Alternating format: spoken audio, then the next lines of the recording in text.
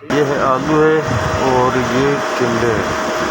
टिंडे और उसके बाद आलू, आधा किलो आलू है, 1 किलो टिंडे और तकरीबन 1 पाव टमाटर है और ये सब्ज़ मिर्चें हैं।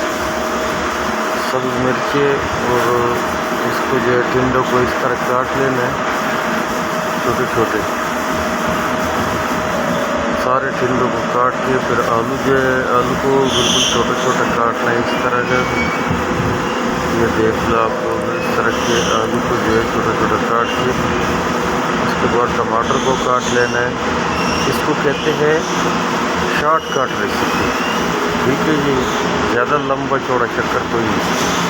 टमाटर को काट लेना है, उसके बाद जो पतीले में घी डाल देना है और सब्ज़ मिर्चें डाल देना है। प्याज में इसलिए नहीं डालता क्योंकि टाइम लगता है, इसको प्याज को जो है भूनने में बड़ा टाइम लगता है और जायका भी कोई ख़ास नहीं होता है। इस तरह बस मिर्चें डालो तो तकरीबन एक ही जायका होता है। प्याज से सिर्फ एक सालन का कलर चेंज होता रहता है और कोई ना कोई चीज़ें ऐसी होती हैं जिनमें प्याज लाजमी होता है। उसके बाद जो है डाल देना है सारा कुछ, इस तरह जो है सारा कुछ डाल देना है, आलू, टिंडे और टमाटर साथ सब कुछ मिक्स डाल देना है। मैंने जो है लहसुन भी डाला हुआ है थोड़ा सा, लेकिन आप लोग जो मर्ज़ी उसके बाद जो है डाल लेना, लेकिन डालना टमाटर इस तरह।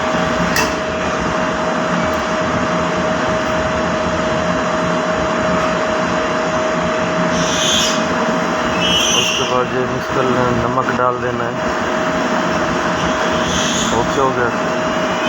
और उसके बाद जो सुर्ख मिर्चें डाल अपने जायके के मुताबिक कुछ डाला करें। नमक और सुर्ख मिर्ची जितनी आप लोगों को पसंद होती है उतनी डाला करें। सुर्ख मिर्ची आके उसके बाद ये मिक्स कर लेके इसको मिक्स कर देते हैं अच्छी तरह से। इस तरह का मिक्स कर लेना और मिक्स करने के बाद ये इसको फिर हमने ढक्कन रख देना है ताकि ये पानी छोड़ दे। गैस को जो है बिल्कुल कम कर देना है, दम वाली आग से हल्का सा ज़्यादा कर देना है और उसके बाद ये ओके हो गया जी, ढक्कन लगा देना,